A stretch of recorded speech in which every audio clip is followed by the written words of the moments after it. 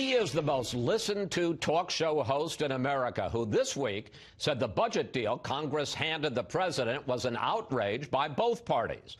Rush Limbaugh joins us live from his EIB studio in Florida. Rush, welcome back to Fox News Sunday. We're delighted to have you for your annual visit. Yeah, and it's great to be back, Chris. Thank you very much for having me, as always. All right. So I know that you are a constitutional conservative and originalist.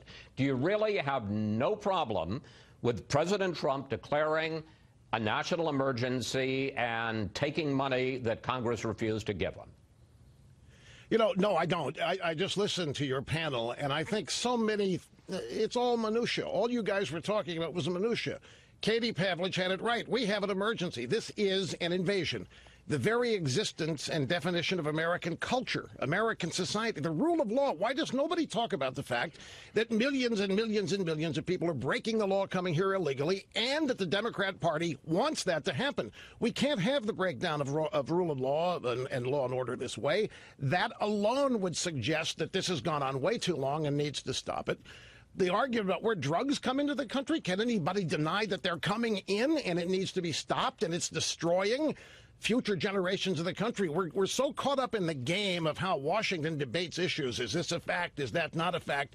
It is undeniable that we have a major immigration problem and a political party that needs a permanent underclass of voters that wants that parade of illegal people who are uneducated, don't even speak the language. They want them here. All right. And you and I have this agreement that I can interrupt you so I can keep things moving because, as Donald Trump said, you can go for 3 hours. All right. But I want to ask you about the game that you say we play in Washington, because the fact is that when President Obama took executive actions, you were outraged, and as you would expect, I've got a couple of examples of Rush Limbaugh over the years. Let's put them on the screen.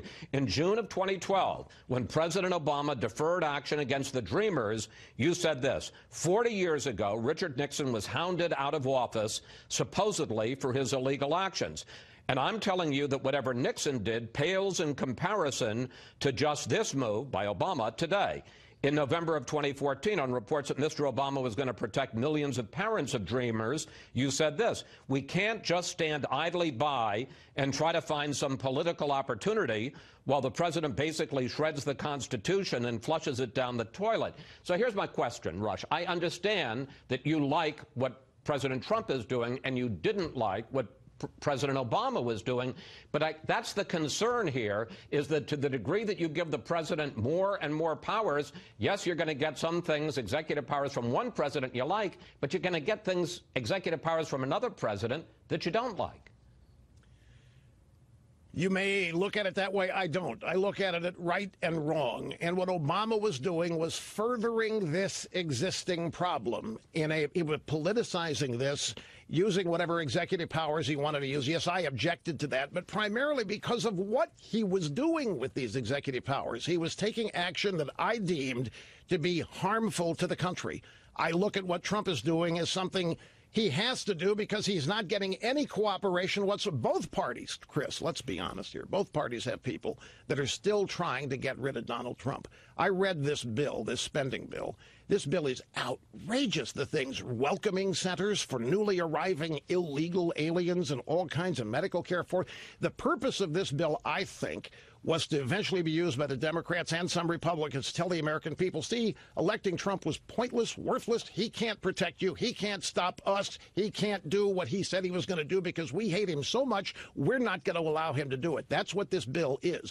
So to me, all of this boils down to where the heck are we going as a country and what kind of country are we going to have? And if anybody is willing to go to the limit to make this country remain as founded, they're going to have my support. All right. President Trump talked about you on Friday. Here he is. Rush Limbaugh, I think he's a great guy. He's a guy who can speak for 3 hours without a phone call. Try doing that sometime. For 3 hours he speaks. He's got one of the biggest audiences in the history of the world. I mean, this guy is unbelievable. Now, you've gotten upset with me and some others for saying that President Trump listens to you. But let's go back to what we were talking about, which was last December. Vice President Pence goes to the Republican Senate leaders and he says, you got a continuing resolution and the president has authorized me to tell you he's going to sign it.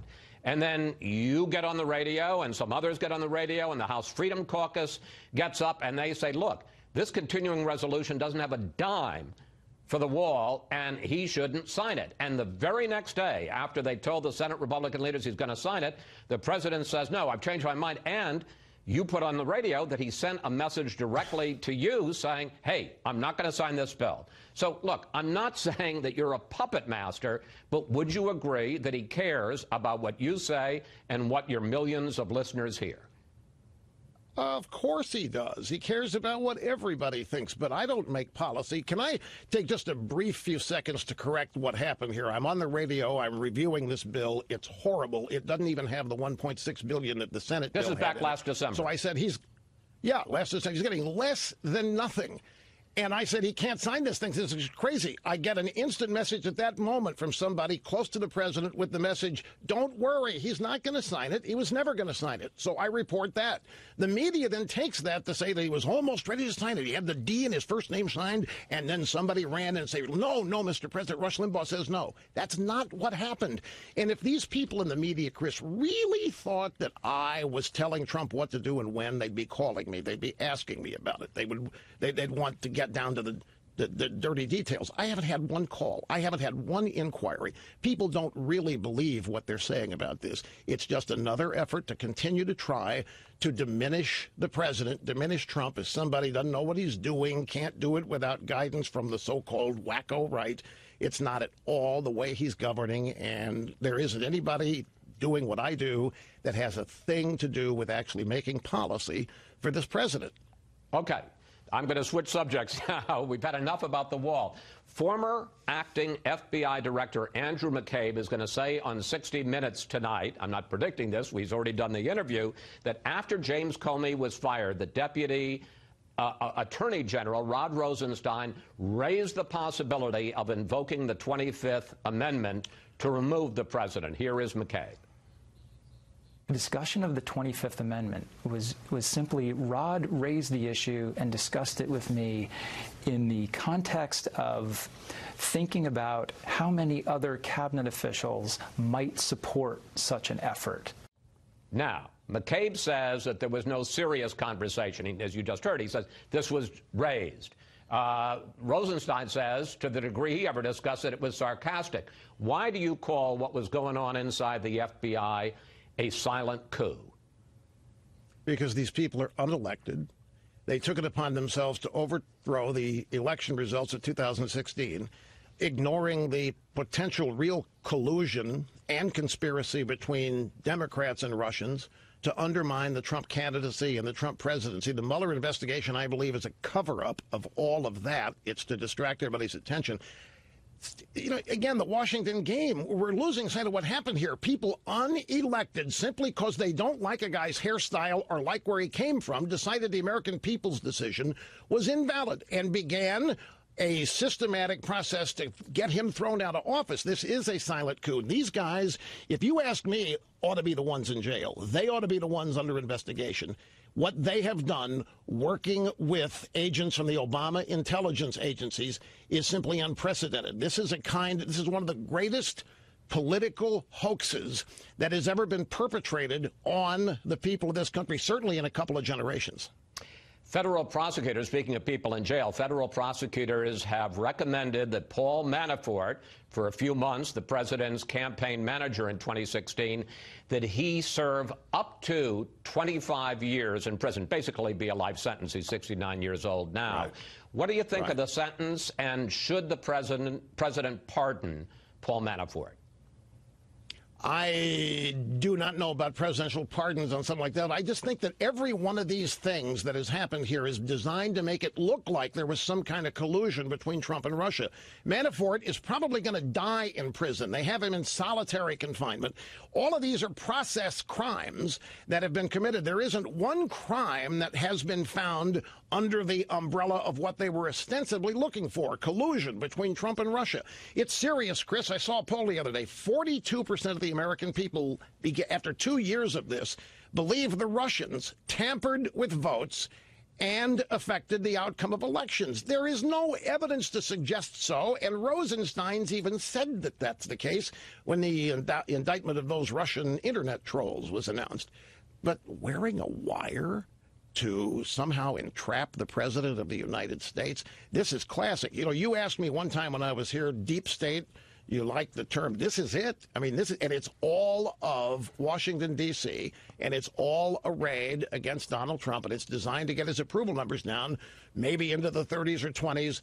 They can then go to him and say, Mr. President, you've lost all support. You have no support. Or then, you know, this has been an effort to impeach him. The effort that was underway for collusion didn't work. Now the Mueller report that may not happen is going to be used to continue to leak things that may be in it. They're going to ratchet this up for the next election. We're going to face 2 more years of this collusion stuff. And I think it's something people need to be paying a heavy price for what they've done on the investigatory side of it. All right, let's talk about the next election, 2020. Is there anyone in either the announced or potential Democratic presidential field who you think would offer President Trump a real challenge? Well, I think, you know, first thing I'm doing here, I'm trying to be one of the first to book a first-class seat on a train to Hawaii after we enact the Green New Deal or whatever it is from Alexandria Ocasio-Cortez. I think what we're going to have, these people they're so convinced they're going to win that's why so many of them are running. And they are going to be in a contest to see who can out-extreme the other, who can move the country furthest to the left the soonest. It's going to be very entertaining to watch. I hope it is eye-opening for the American people. Do you see anybody in that field, though, who you think that person could give the president a run? Well, I don't know that any of them right now give a president a run, but the front runner would probably be right now Joe Biden. 77 years old, plagiarist, nickname Plugs. I think he's the guy that they probably are thinking is the leader in the polls right now. But it's going to be very crowded. They're going to be knocking each other off. That's going to be fun to watch. Incumbency carries with it a lot of power, as you know, and I think they're convinced that they've already won this election like they were convinced in 2016. They're getting way ahead of the game, and I don't think it's going to be as easy as they think to win the presidency. Let me ask you about that, because you talked about the Green New Deal and the trains to Hawaii. You've also got... Great. Isn't that wonderful? Well, yeah, you know, what was it in Back to the Future? Where we go, we don't need roads or apparently tracks. The calls for Medicare for all, calls for huge increases on taxes on the very wealthy. How potent an issue do you think the president has, and how much do you think he will make this case that the Democrats want to make this a socialist country? I think it's a huge case because we're not a socialist country, and even Fox News poll the other day pointed out how many people prefer capitalism. We've done a real disservice to our young people. You look at this new Green Deal and you look at the things that they think are true. They live in the greatest country ever. They have more opportunity for contentment, happiness, success than ever. And they think they live in a country that's unjust and immoral. They have an ill-educated, mal-educated, and it's really a shame. I know young people, Chris, who really think that by the time they're 65, the world is not going to be habitable because of climate change, which is another hoax. There's no evidence for it. Climate change is nothing but a bunch of computer models that attempt to tell us what's going to happen in 50 years or 30. Notice the predictions are never for next year or the next 10 years. They're always for way, way, way, way out there when none of us are going to be around or alive to know whether or not they were true. In the meantime, they get to push for more government, big government, more tax increases, more control over people. It's sad what has been done in K-12 education and higher education to these young. I mean, graduating economics degree graduates like Cortez, it doesn't know what you could put on a thimble about economics. It's really a shame, and it's a problem going forward. They're going to have to be defeated, beaten. Yes. Thank you. Thank you so joining us again. Oh, my gosh, that's it. We're out of time. We're out of 14 minutes. Let's say we flew by. Anyway, it's always good to talk with you. Anytime you want to come back, you're always welcome, sir. I appreciate it. Thank you very much. See you next time.